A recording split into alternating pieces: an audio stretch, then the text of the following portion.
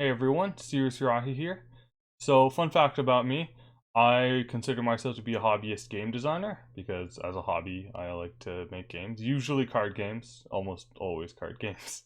But yeah, so today is going to be looking at my latest card game. This is less of a, hey, I mean, this is not at all a promotional thing. I'm never going to release this commercially.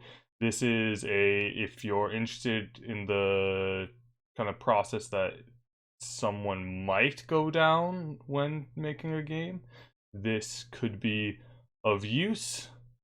Uh, yeah, so I'm also not going to edit this much because the main reason I'm making this is because I can look back on it when I'm older and I've made a few more games and I can say, oh, okay, I should have done this or whatever. And it's just nice to catalog what I'm doing. So the premise behind this game was I was researching Magic the Gathering mechanics for my Magic shorts that I do, where I talk about the flavor of cards, and I crossed by the level up mechanic from a Zendikar expansion, and I thought it was really cool. But then I went to sleep, and a few nights later, I had a dream in which you had different gods that used the level up mechanic. Now, I ended up using level mechanic for a different thing in this game, but that was the original premise. So this is a game about you're creating a pantheon essentially, and if you have a god of lightning from one region, you can have a god of lightning from another region. So that's one of the big mechanic changes from Magic the Gathering. Otherwise, this is very similar to Magic. Another big thing is creature abilities can't be activated on enemy turns, so only when you could activate a sorcery. I'm going to explain most of this in Magic the Gathering terms, but I have terms for everything within the game. And the other major thing is that there is a separate deck for your lands. In this case, they're worshippers, and the mana is worship.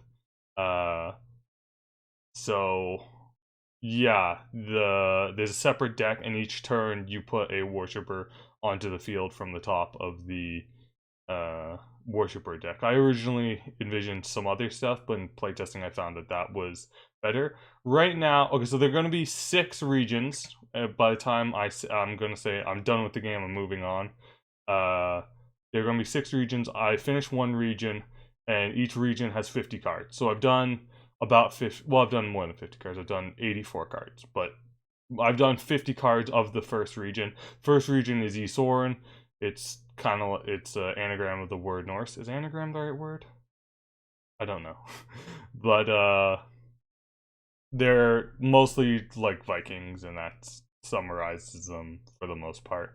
It's not exactly a one-to-one for Vikings. I didn't want to base it too much off real world mythologies because there are people that still worship the pagan gods, and that'd be a little weird. But yeah, so if we go to here, we can see this is in a program called Card Creator. I'm not sure if it says the top left. No, it doesn't. But yeah, so I'm just gonna go over every card and talk about what kind of went into making them and so forth. So first we have the one. I swear I only made one pun in the names so far. So Malice, God of Rage in the Sea. So their whole thing is their okay, so if we look at actually a creature or a unit, we see it has an attack and has a defense. One of the mechanics for Esorn is rage. Unit with rage must attack whenever it's able to do so. There's some other cards in other games that do a similar thing, but I just like it as a mechanic, and it really represents that they're raging because they just keep attacking. Um, I wanted an aggressive stat line, so I made it 3/1 for 1 mana.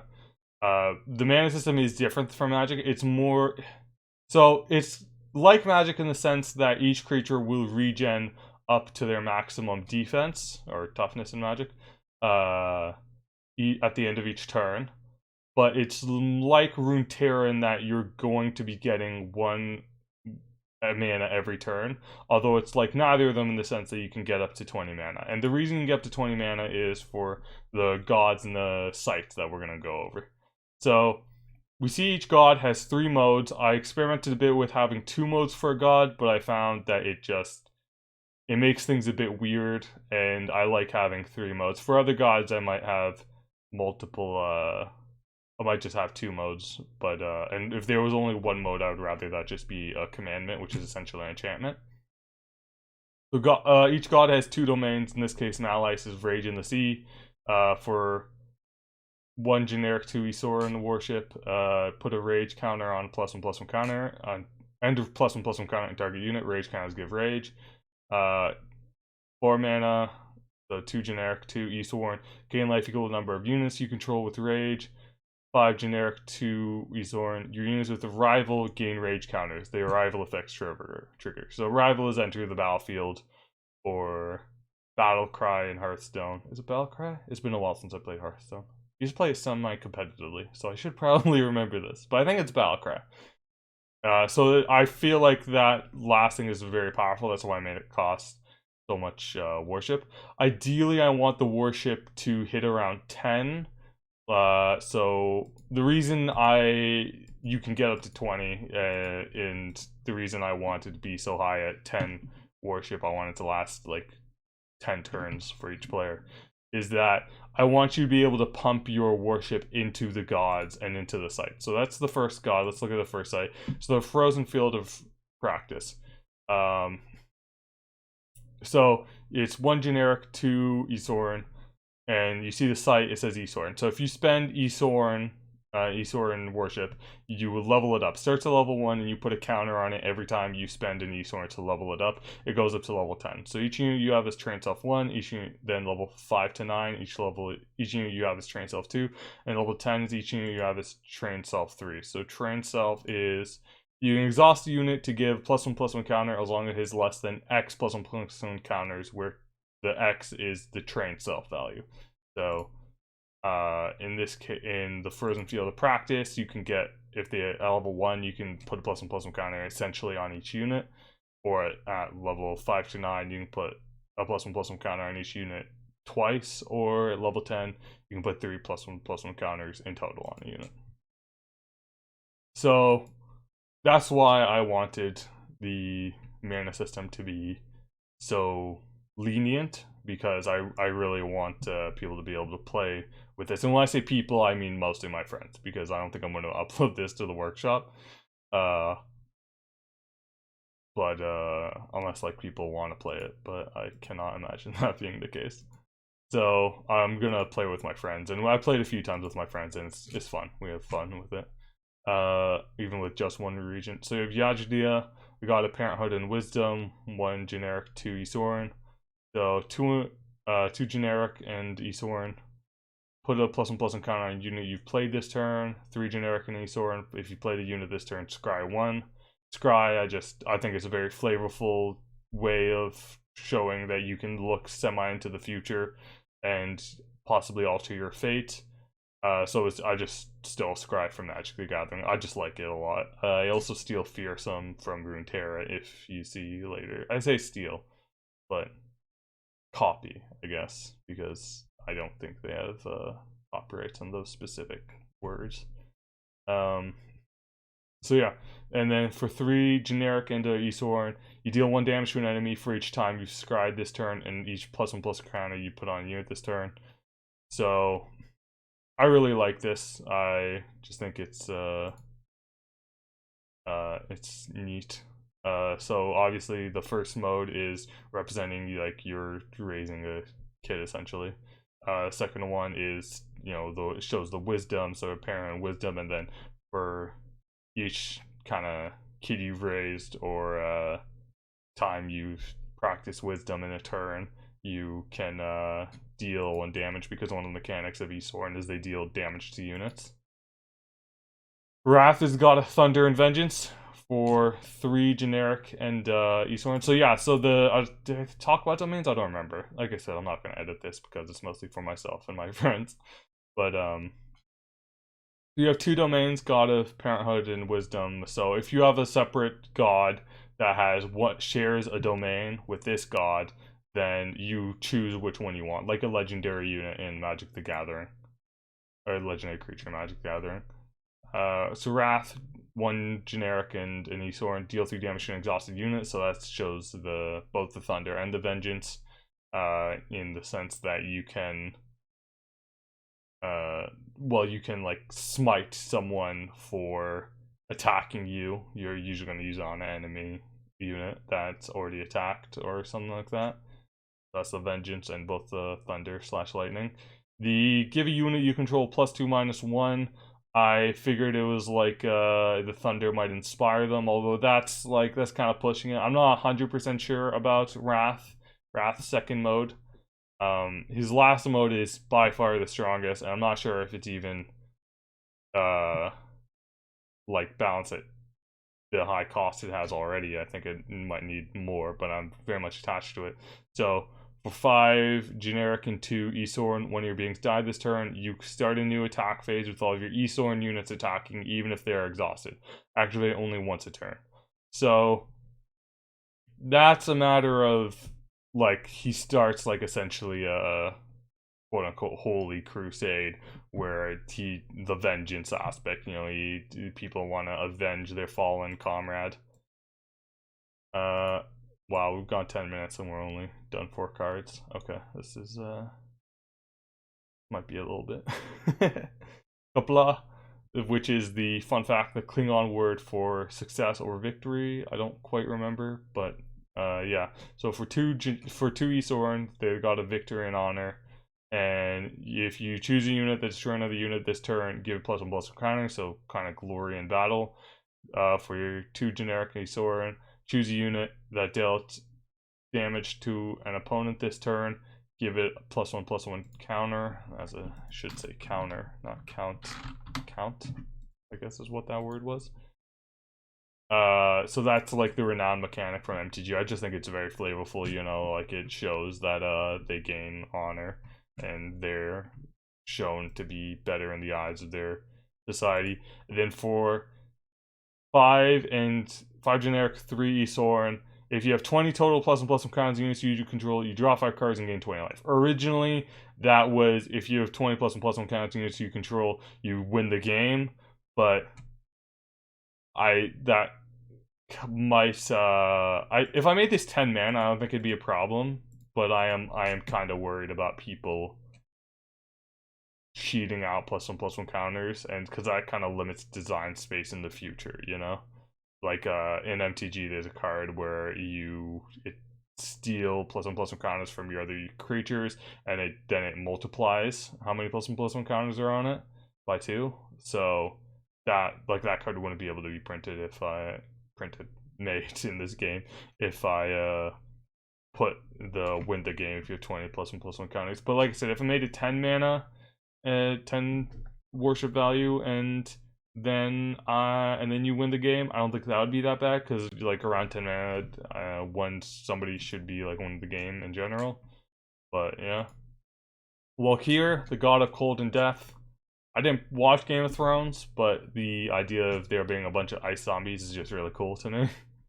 And I think the society in the cold north might oh,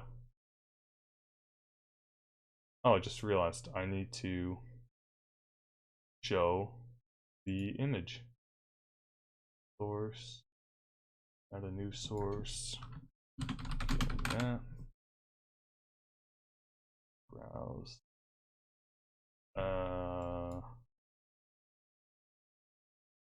Yeah, okay. So this is the map I made of the world. So we see Esorn at the top, and then Rekos, then Philo, Mansu, and Nevescu. I made this in half an hour. Don't give me shit for how crappy it is. But yeah, so Esorn, they're all the way at the top of the world. Okay, going back to Valkyr. So sacrifice your health, exhaust unit, so the cold makes them exhausted. Exhaust just means tap, and then untap is ready. So for two Esorn, you banish a being from your underworld, create a 2/1 zombie token.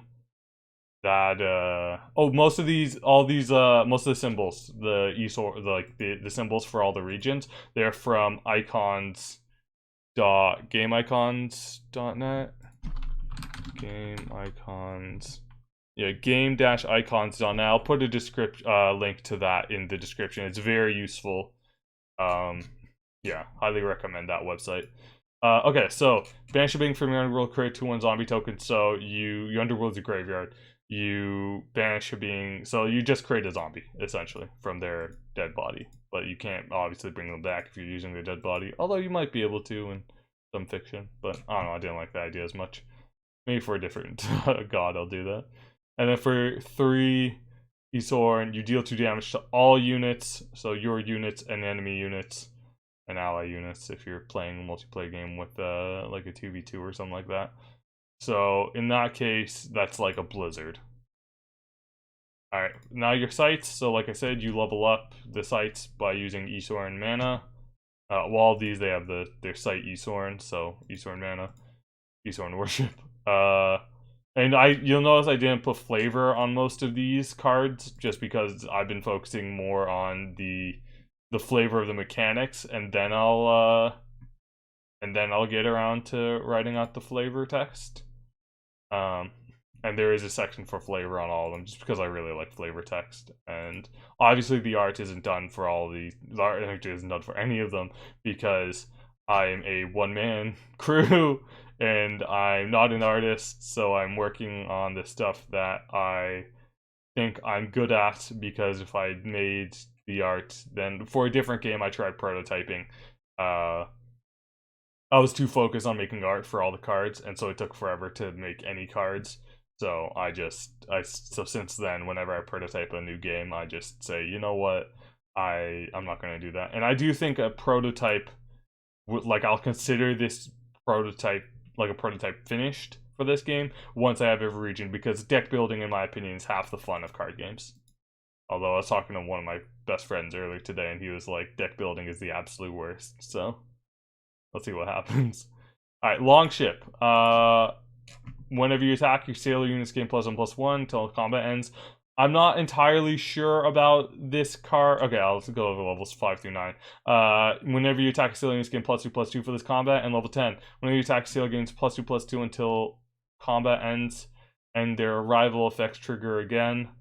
So I think this might be too much of a signpost for put this in the sailor deck. I didn't get to test out a sailor deck too much. I've had just 2 playtests so far. So, and then we played like just jank in the first one, and in the second one, the guy who played the sailor deck kind of got screwed by the draw. But yeah, I'm not 100% sure about this card. I kind of like it. All the sailor units have an arrival effect, but again, I'm not entirely sure about it. Alright, Fishing Village. This one is really weird, but I love it. So for 4 generic and Denise Soren, level 1 through 4, instead of each your turns, create a copy of the card Fish Dish and put it into play. So, and then level 5 through 9, you create 2 copies, and the third tier, level 10, you create 3 copies of the card Fish Dish. Fish Dish is sacrifice Fish Dish, gain 3 life. This originally was 3 total worship instead of 5, and I felt like it was busted. So I made it 5 worship because I played with it twice, and in like the first time I was like, God, I feel that. And the second time I was already beating the guy really bad, and he was playing the sailor deck, which I believe to be an aggro deck in the current form that we are playtesting it. So I didn't even play this against him because I just felt so bad. But yeah, so if you dump 15 mana into this, you'll be gaining 9 health a turn, but you have to dump 15 total mana into a card that is only gaining you life. So I'm not entirely sure if it's like very good, but it is very good just for after you've stabilized for sure against an aggro deck, it's just almost busted. And that's one thing I'm a bit cautious about with the gods and these sites, is that they give long-term value, and so you don't need to spend a card on stuff. So like the worship value isn't like, it's kind of high, but it's not that high. But at the same time, so I need to have each effect be less than a full card's worth for the gods. And for the sites, I need to be a bit careful because it is giving them full effects every turn. Or not every turn necessarily, just every time they activate. Usually this is in combat, so every turn. So yeah. I'm not sure if that made any sense. I hope it made sense. Playing a Frisker, the site Esorn. When defending, your Esorn units gain +1/+1. When defending or attacking, Esorn units gain +2/+1. And your Esorn units just gain +3/+3. So this one might be a bit too strong. I might need to change the +3/+3 to maybe just when they're attacking or defending, or in general. Maybe increase the mana cost of playing a Frisker. Maybe increase the level from level 10 to like level 15, so you need to spend 20 total mana to get a constant Anthem, but not just because Anthems are +1/+1 right in Magic, so this would be like 3 Anthems. Yeah, I don't know. Alright, moving on to the units. Young Rager. So I wanted an aggressive stat line because so it was originally a 3/2, but it was, I thought, way too strong. But I still want an aggressive stat line. So a 2/2, I think. So what I have right now set up is a fair value for one worship card is 2/1 or 1/2. And so with Rage, I wanted this to be stronger than have the better stat line, because the Rage is a inherently negative mechanic just in a vacuum. So it needs something to compensate for the Rage, even though there are cards that help Rage, like Malice, which helps Rage technically. So there's Rage support, but it's not as strong in a vacuum, so it's actually inherently weak because you don't get to choose when to attack. You just always have to attack, and thus you can never block with these units.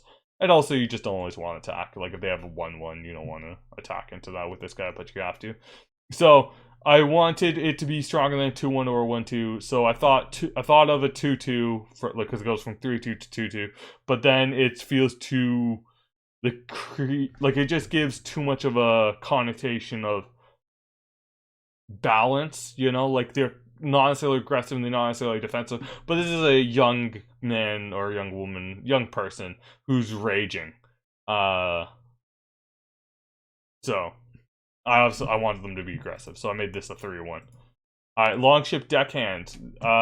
So this is the first of the sailor units.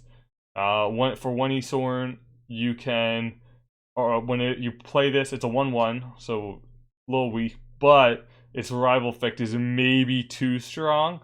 You reveal the top 3 cards of your deck. Of these cards, you may choose a sailor card, put it into your hand, put the rest on the bottom of your deck. So all the other sailors, they are sailors so far, the Longship units, they have an arrival effect, because I figured, like, oh well, they're in their Longship, they land, or they beach, I guess, and then they go off and they do their rampagey type things.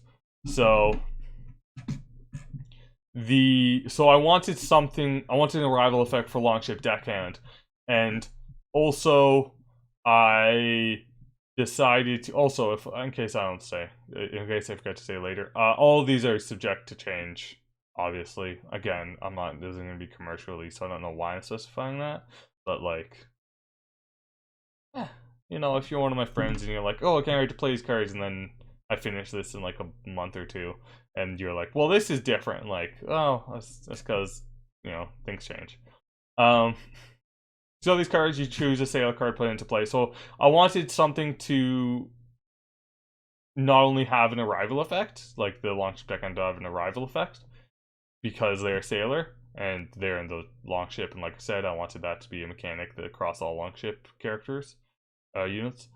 But also because the reveal the top. Sorry, brain fart. I've been at this for a little bit now.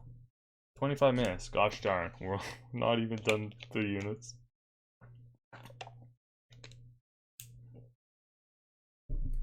Okay, so they're a deckhand. They help out the other Longship units, but because they're 1 mana, I kind of envisioned like a curve where you put a Longship deckhand, then you play the 2 mana Longship, then you play the 3 mana Longship. Maybe that's too inherently strong. Maybe I'll change it so that Longship deckhand is still a 1/1, and then Arrival buffs another Sailor, so we actually benefit from playing it off of curve. But that just feels a bit awkward in my mind, because I don't want to punish the players for playing on curve, because that's just a fun thing to do. It's fun to use all your worship every turn.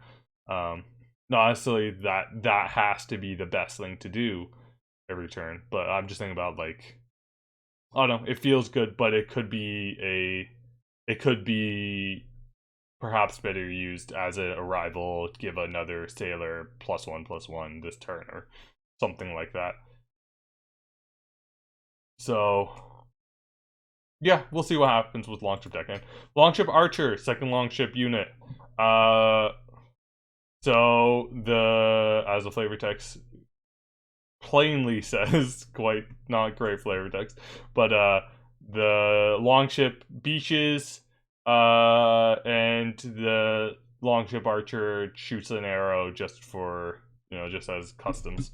So Arrival, deal 1 damage to any target. It's 2/1, so I think a good stat line for 2 mana unit is about 2/2.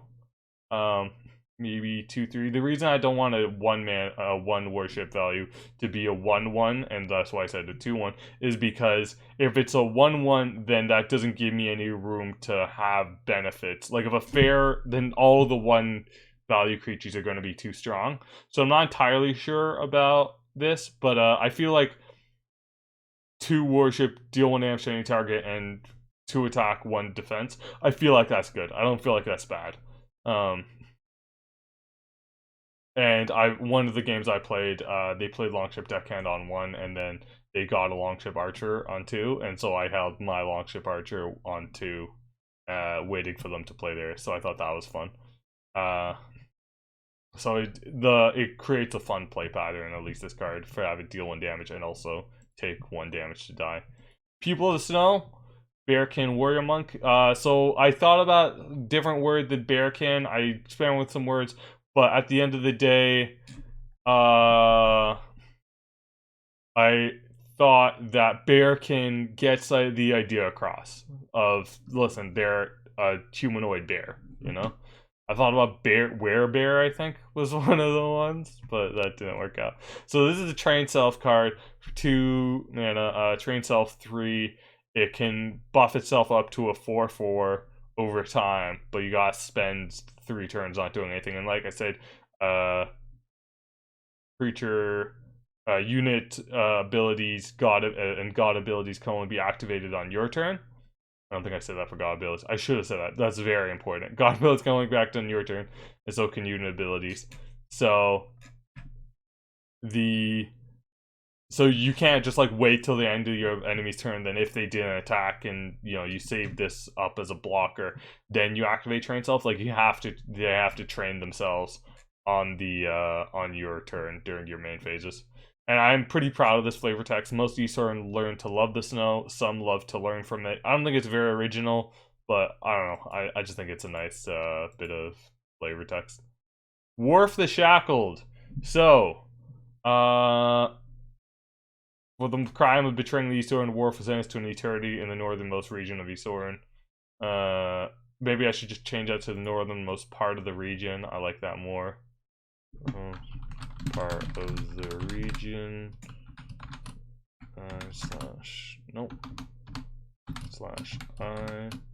Okay, so they're a 3 mana, so 3 Esorn to play this human demigod And they can't die, but they also can't attack. They are a really good defender, especially because a lot of the cards here are a lot of the two value cards are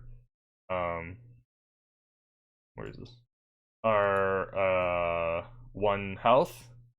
So, and also because there are the cards that you can buff your units. So, like, let's say Malice, you put a rage count +1/+1 counter on target unit, rage counters give rage. Like, you can just infinitely buff Worf the Shackled, and he's like a great defender because he'll never be able to attack, so the rage doesn't work. Yeah, he was a 2-mana card. I thought it was way too strong, or 2 worship value card. So I made him 3 worship value. I still think he might be very strong, but I don't think the mechanic of indestructible is inherently busted. But yeah, we'll see what happens with Worf the Shackled. He's been a problem card so far. Arctic Wolf, Fearsome 1. Same reasoning for the 3/1 stat line as the Young Rager. I just like them to have aggressive stat line. Also, Fearsome 1, this unit can't be blocked by units with 1 or less attack. You have to block it with a unit of 2 attack or 2 attack or less. Or more, sorry. So he'll generally trade up the Arctic Wolf for 2 mana. The reason I had these out of order, Worf the Shackle and Arctic Wolf, is because Arctic Wolf used to be 3 worship value, Worf the Shackle used to be 2 worship value. Then I wanted to make Worf the Shackle 3 worship value, so I needed to make one of the 3 worship value cards 2 worship value. How I'm doing the numbers for the units. Let me go to my little document, scroll down. So 2 cards of 1 to 6 cost each, 1 card of 7 to 10 cost each, 3 unique units, and then 1 card of 2 to 6 cost each. So yeah. That's generally how I've been doing it.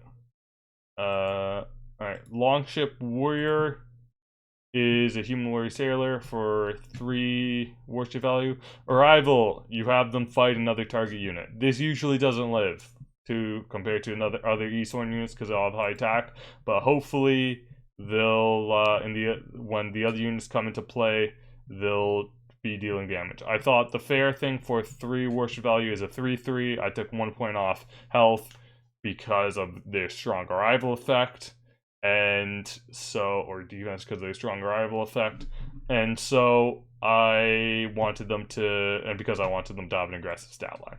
I really think that stat line and the connotations with those stat lines are important. Pelt Maker is a 3/3. And Pelt Maker kills a beast against a +1/+1 counter. It's a 3 mana. So 3 worship value. 3/3.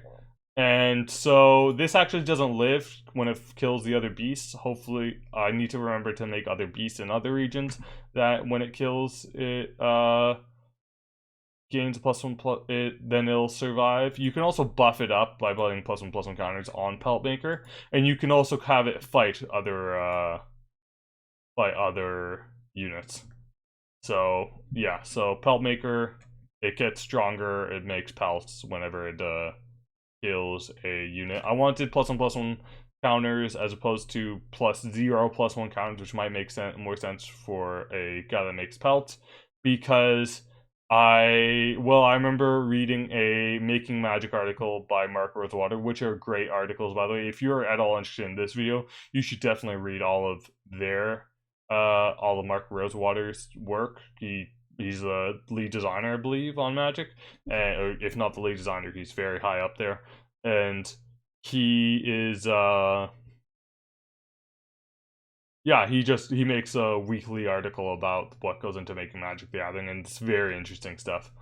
So anyways, it's just a bit confusing if you have too many different kinds of counters, like this +1/+1, there's Rage already, so Rage +1/+1, and then if there's like a +0/+1 and a +1/+0, it just creates a bit too many problems than I think they're worth. So I think just making the Pelt Maker stronger with a +1/+1 just makes sense. Also, you can justify it by saying, just like how Kapla increases their, well, hate to say it, but renown Pelt Maker increases their renown when Pelt Maker makes a new pelt. So, yeah. Worth the shackle win over Arctic Raven. If one of your interventions, miracles, or god powers were to damage a unit, you may put a +1/+1 counter on a unit. So this combos well with Yajda, because the deal 1 damage to enemy for each time you scry this turn, and each +1/+1 counter you put on unit this turn. So you can, if you put a +1/+1 counter on a unit, then you can Yajda, deal 1 damage a bunch of times, put a bunch of +1/+1 counters from Arctic Raven, and then possibly Yajda again, just for ridiculous value. I haven't actually tried that yet. I need to try it. That sounds very fun. So I need to try it. And I made it a 3/3. So I might even make it a 2/2. Because it is pretty strong. But for four mana, generally the values I have, it's X mana, X worship value equals XX. So 4 mana, I think a fair one would be a 4/4. Maybe that'd be too strong, I'm not sure. But a 3/3, I think, is with the, what's the word I'm looking for? The presumptions, not presumptions, the word for if you take a idea and you set it to be the principle of a logic system. Anyway, so that's one of the ideas that I have locked as central to the logic system of this game. Alright, Longship Sorcerer. 4 worship value, human wizard sailor. Arrival, deal 2 damage to each enemy unit. So for 2/2, for 4 worship value, not very strong at all, but gonna deal a bunch of damage to enemy units. And so yeah, that's an example. Longship Sorcerer into Arctic Raven, I guess. I was thinking Arctic. Yeah, you Longship Sorcerer into Arctic Raven into Yashta. So that yeah, no. So that's the +1/+1 counters, depending on how many I need to clarify Arctic Raven's description. I don't know if I want it to be that it triggers each time a unit takes damage. As it reads right now, it looks like looks like how I think it should be working, where if you activate Longship Sorcerer. Oh, this isn't even no, this is a god power. Never mind. Forget what I said. Forget everything I just said. I forgot it doesn't activate on unit effects. Okay. Gnarly Eve Child, unique unit, another one. So for 4 worship value, 2/4, so kind of weak, but if you play an equipment relic and equip it to a unit on the same turn, you may exhaust Gnarly Eve Child to give that unit a +1/+1. So we'll get into the relics at the end of this video, or near the end. But basically, if it's like an artifact equipment, and in this game, I don't have a value, like a mana value for equipping artifacts, essentially, or equipping equipment. So you can only equip it once each turn. Like if you have a sword, you can only give the sword to one unit on the turn. You can't just like swap between the units each time you want to, like multiple times on one turn.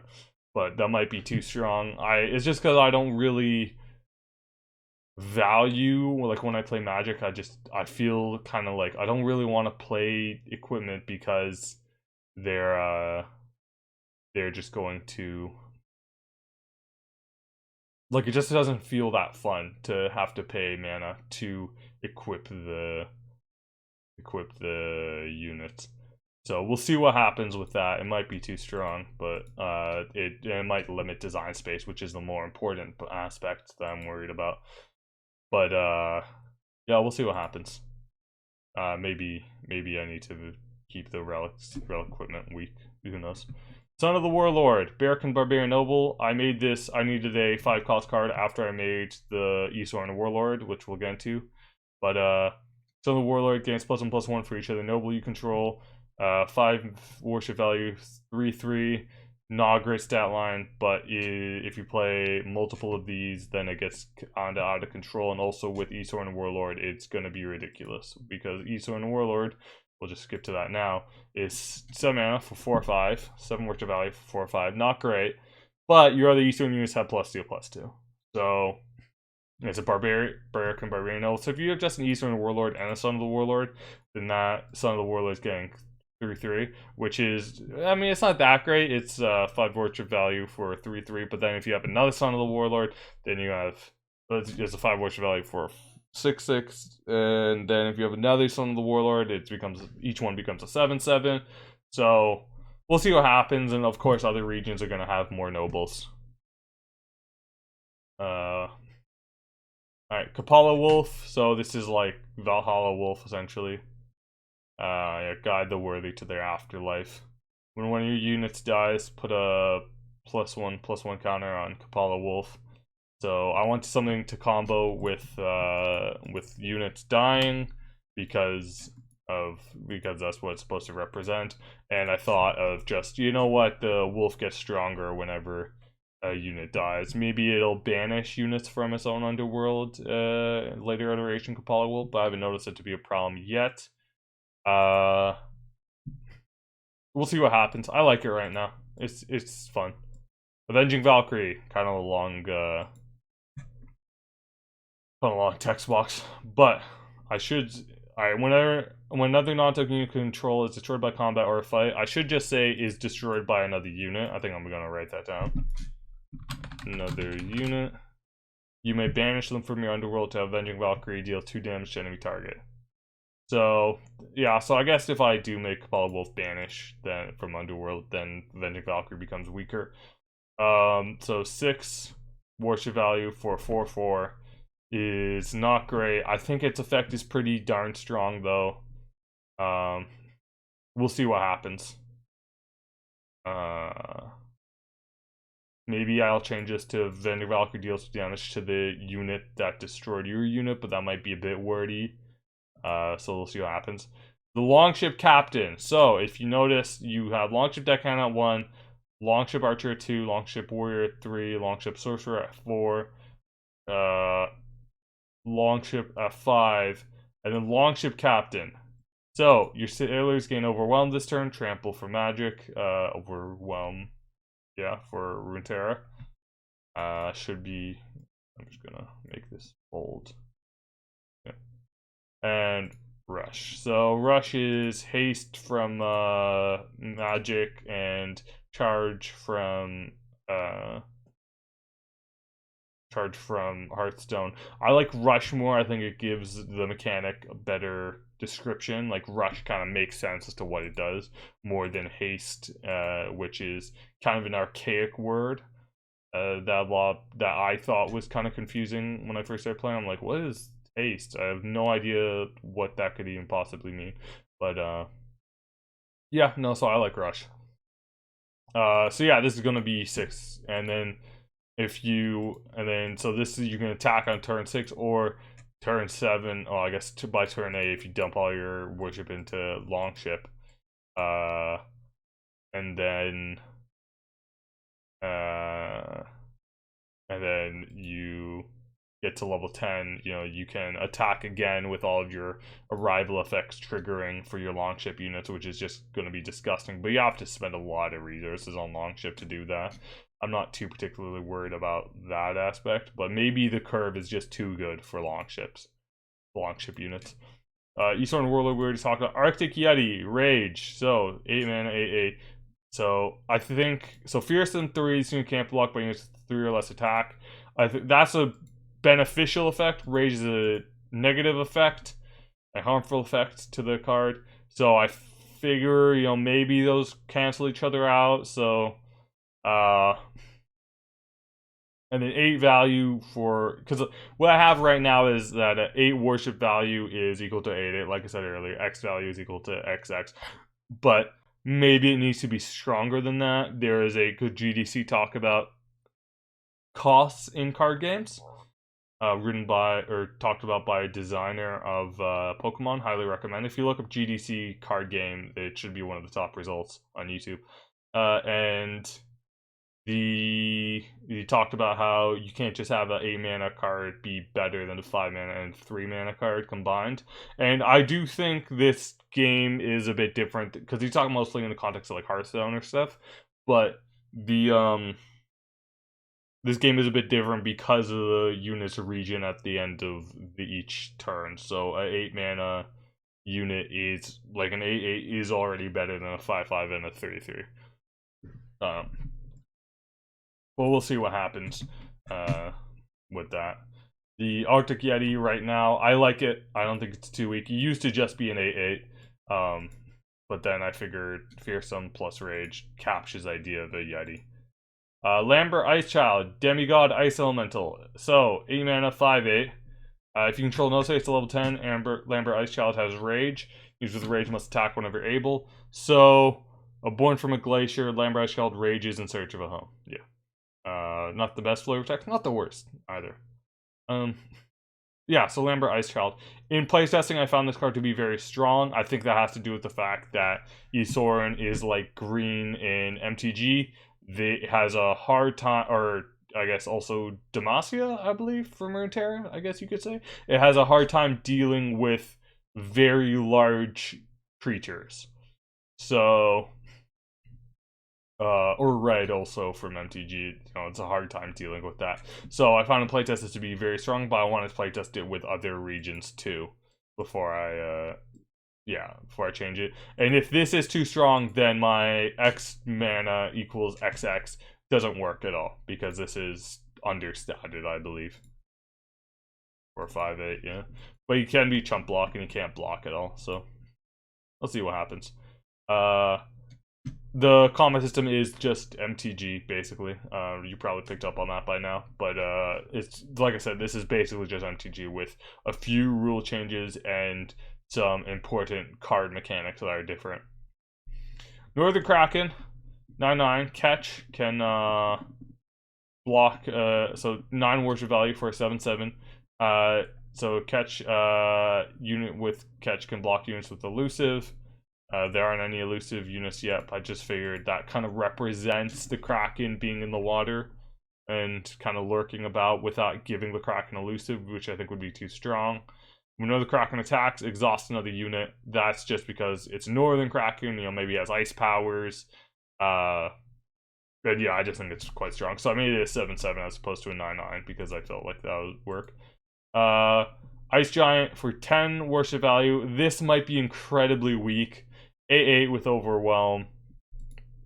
It's as good as an Arctic Yeti, but it can block whenever it wants to, and it deals excess damage to players. It has Trample, like I said, Trample and Overwhelm Trample from MTG, Overwhelm from Runeterra. So when talking, this unit deals excess damage to players attacking.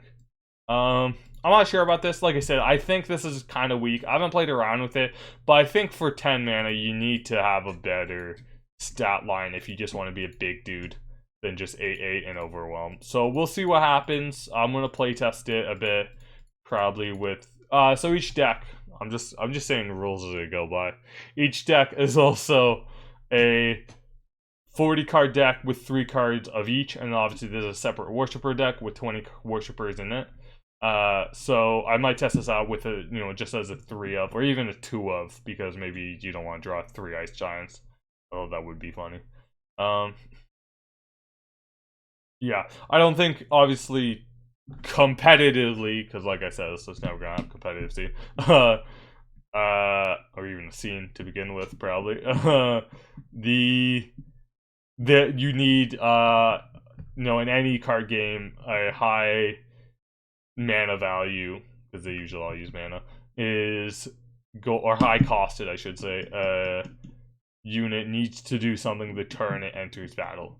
And so this fails that, so this concept of a giant creature would never be very good, but like some players just like having fun with giant monsters, which this is. Alright, last 21 cards. We've only gone 15 minutes.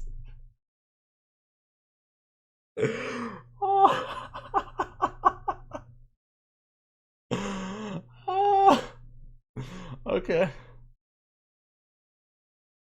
Alright. Snowball. Intervention. Interventions are instants, essentially. My nose is itchy, but I don't know where my Kleenex is. Are they over there? No. Oh, they're underneath the table. Be right back. Yeah.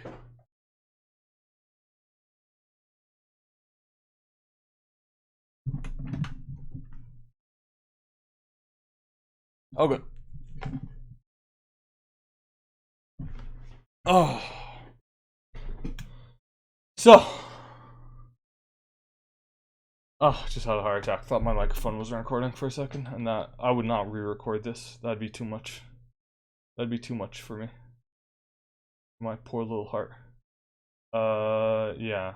So, Snowball is an intervention, so an instant, deal 1 damage to a unit. I just think it's useful to have a 1 mana deal 1 damage.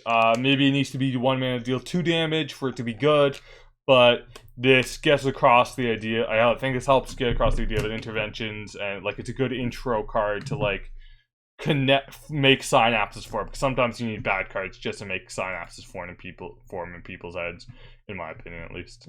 Lightning Strike 2, deal 3 damage to Esorn, deal 3 damage to a unit. Nothing much there. Just gonna Snowball. Actually, I should say this was based off there's some cards in the Eternal card game, which I am a big fan of.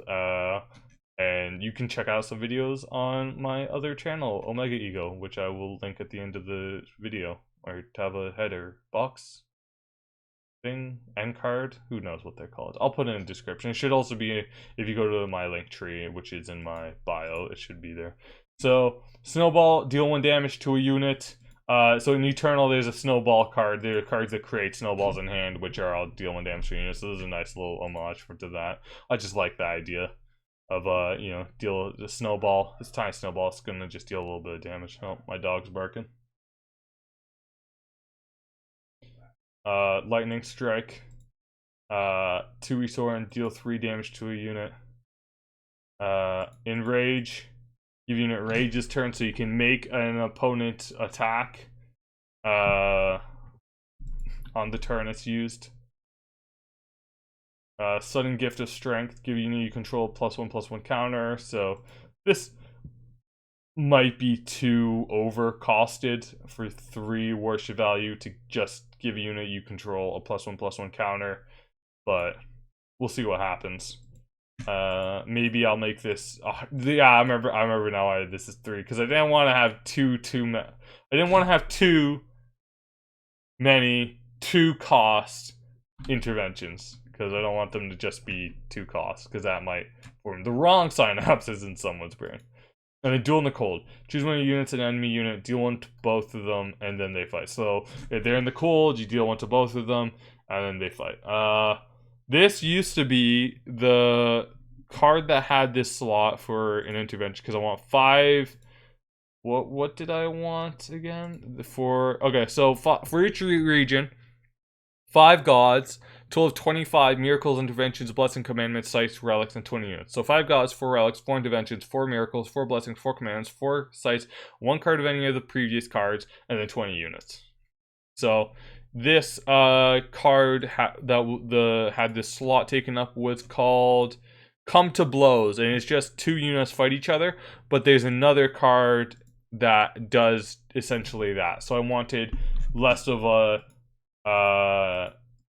2 of your enemy units fight each other, because I just want a straight up fight card in the blue in the Esorn. But there's another region that I also want fight to be there, so I want that region to have the base just 2 units fight each other, well, unit you control and you don't fight each other. Yeah. Smite. These are miracles, sorceries essentially. So you cast them only during your main phase. For X generic and 1 Esorn, you deal X damage to a unit. Just basic. I didn't want to deal X damage to face because or to any, because there are only 2 targets and this is no planeswalker. So there's units and enemy players. And I I don't want Esorn to be the region that deals damage to enemy player, because in my mind the players represent kind of the culture of the region.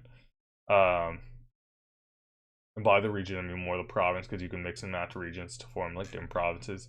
And so like I don't want the Esorn don't have like propaganda, so they can't deal damage. So put my phone doing SERP. So yeah, so deal X damage to a unit. Hunger of the Wolves is the fight card I was talking about.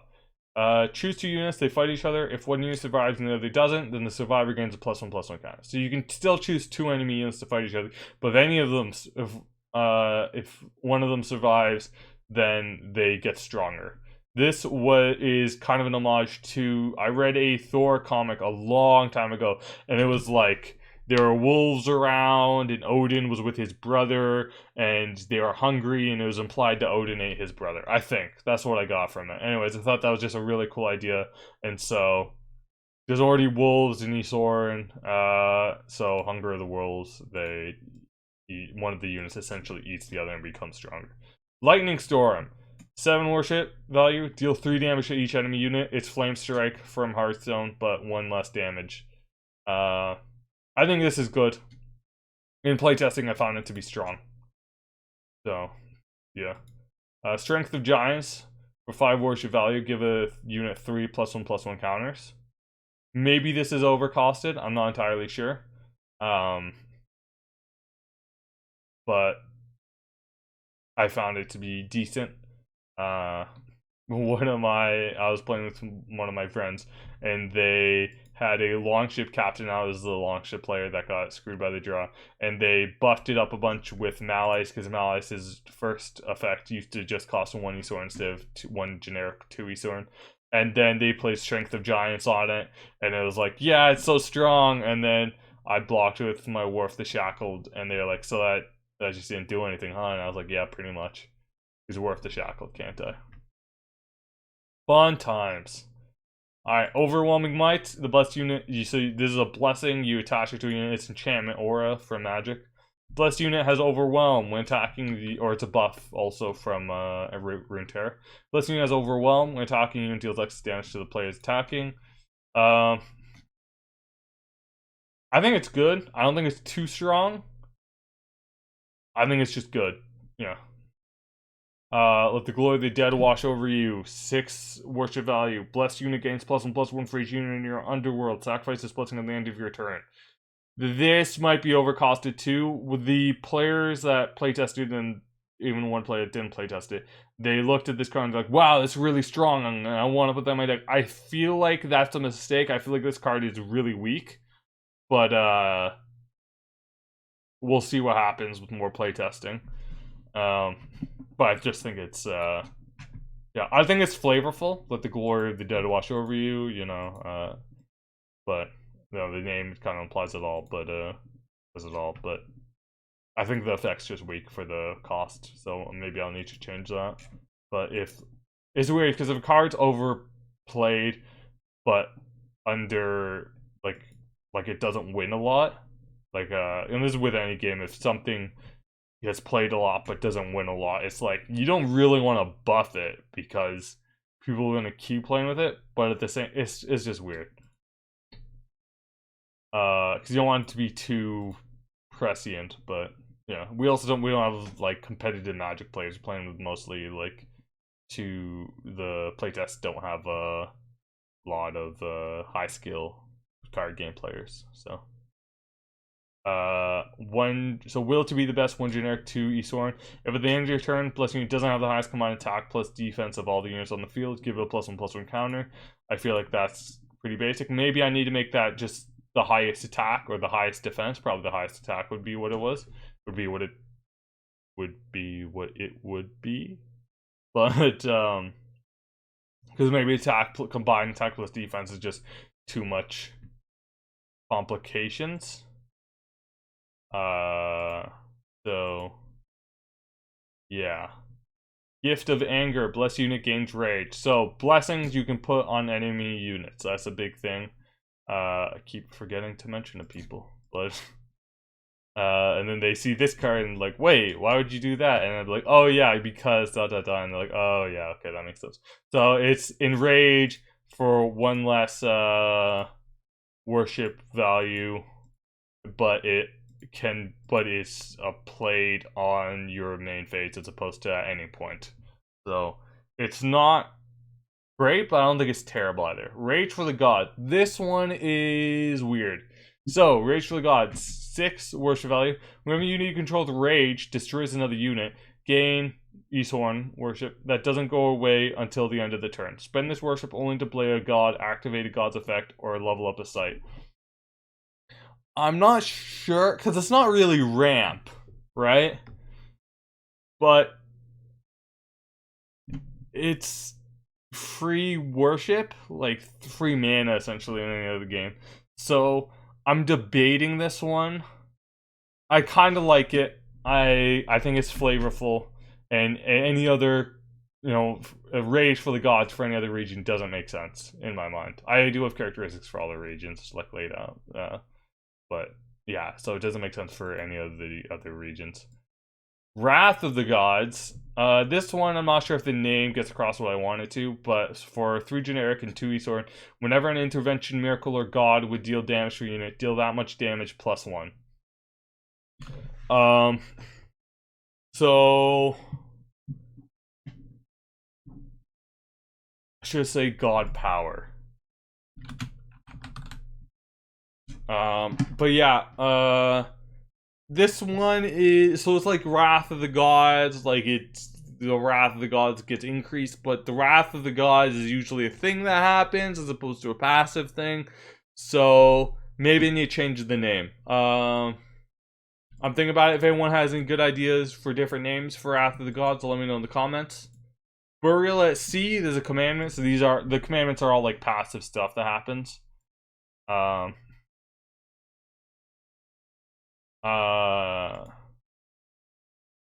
Yeah, so it doesn't go away until end of the turn. That's more of a leftover from the magic system, because the magic worship doesn't carry on between the phases on a turn.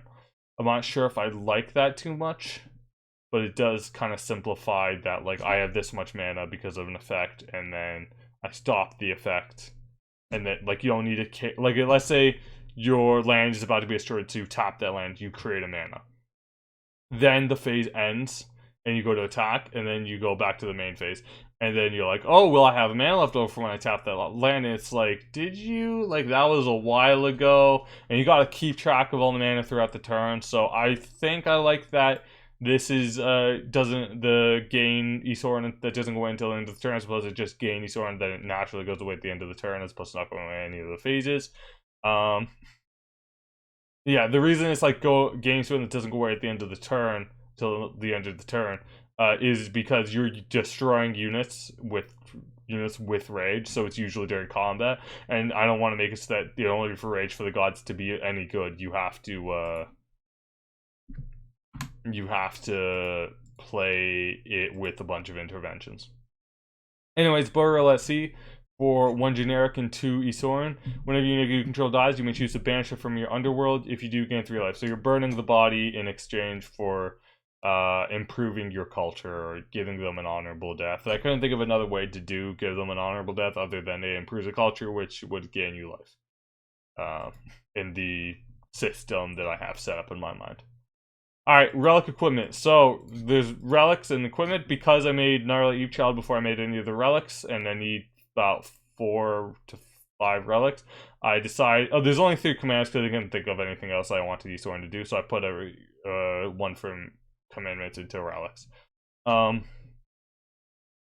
So, and maybe I'll think of more stuff for Esorn, but just for the base set of cards, I just want Esorn to do that stuff for the commandments. So,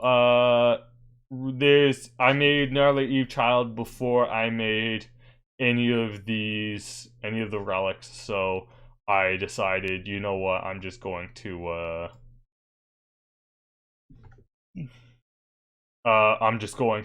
make them all combo with Gnarly Eve Child. Just throw shit at the wall, see what sticks. Wood shield, 3 generic, when Esorn, relic equipment. When equipped unit would take damage, you may instead negate the damage and discard a wood shield. So, you know, he has a shield up, arrow hits a shield, it's a wood shield, shield breaks for whatever reason, or sword comes down, breaks the shield, the guy's fine, it's like, alright, whatever, and the wood shield gets discarded. I think that's a good, I like this, I think it's flavorful, and I think it makes sense. I don't think it's overcost, and cost, I think it's just a good card. Axe of Wrath, unique relic, equipment. So, it's Thor's hammer, because Wrath is essentially Thor, but, yeah. Thor's hammer, but it's an axe. Group unit gains exhaust this unit, deal 3 damage to any other unit. So, the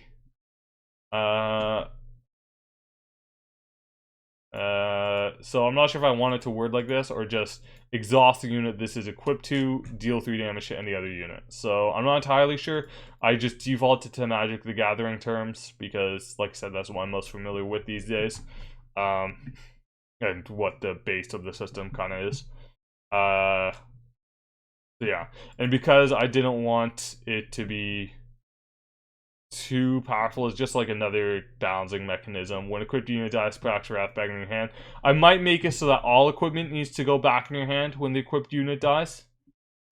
Just for, like, it makes sense because you have to retrieve their dead body to get it, but also for balance reasons because just having people equip equipment doesn't make too much sense. So I really like the idea. I think if I playtest more with relic equipment, I'll see how it works for now, but I might just make it so when equipped units die, the equipment just goes back into your hands. Although that does mean that equipment with arrival effects are buffed, but we'll see what happens. Fish dish. I already talked about fish dish earlier. I don't know what that word was. Earlier. I like the idea of having a food for each region. I don't know what the rest are going to be. Maybe I'll change fish dish later. But the Esorn eat fish. This is a fish dish. Couldn't think of a clever way of saying it other than fish dish, which is just fun. Try it. Say fish dish right now. Fish dish. So you just gain life. Sacrifice the fish dish. Maybe I'll just have it so that in each region, it's just sacrifice the thing, gain however many life, depending on what the cost of the thing is. Tordramal, equipped unit gains rage, and whenever attacks, you may scry 1. So rage, like I said, negatively is negative, but the scry is beneficial. Like as a tertiary mechanic in Esorn, I want there to be scry. And then blood infused steel. This one is maybe too garbage. Sacrifice 2 health, give equipped unit +1/+0. I might just change it so that give equipped unit +1/+0 and sacrifice 2 health, give equipped unit an additional +1/+0. You can only activate this ability once a turn. I don't know why I made it so weak, but I'm gonna change it right now, actually. No. Because it's too strong. Yeah, I think, see, this is the problem with the current relic equipment things. With the equipment, you can just re-equip it, so I'm worried about having 2 mana just give a unit +1/+0 by default. So maybe I'll just make it a rule. I really want, next time I'm playtesting, I'm definitely going to be using a relic equipment deck. So yeah, that is every single card that I've made so far. Well, actually, I made a bunch more cards, but that is every single Esorn card I've made so far. Thank you all for tuning in. This has been actually kind of fun. I was kind of dreading doing this, but I was like, you know what? I need to make sure that future me can look back on the state of the game or the state of my thought process on the card game design and see how I've improved. Yeah, let me know what you think. Let me know if you have any suggestions. Let me know if you really want me to upload it when I'm done to the Tabletop Simulator workshop, because I'm playtesting in Tabletop Sim all the time. Yeah, you can check out my gaming channel, which I'm going to be doing more card game stuff, Omega Ego. And you can subscribe to this channel for more card game stuff. I'm going to be doing probably a video for each region that I do. I'm definitely going to be doing multiple regions in one video because this took like an hour and 10 minutes. Holy moly. Yeah, so remember to like and subscribe and also comment again what you thought about all this. If you want to play it or what's the dealio. Thank you all so much for watching, and most importantly of all, have a wonderful day.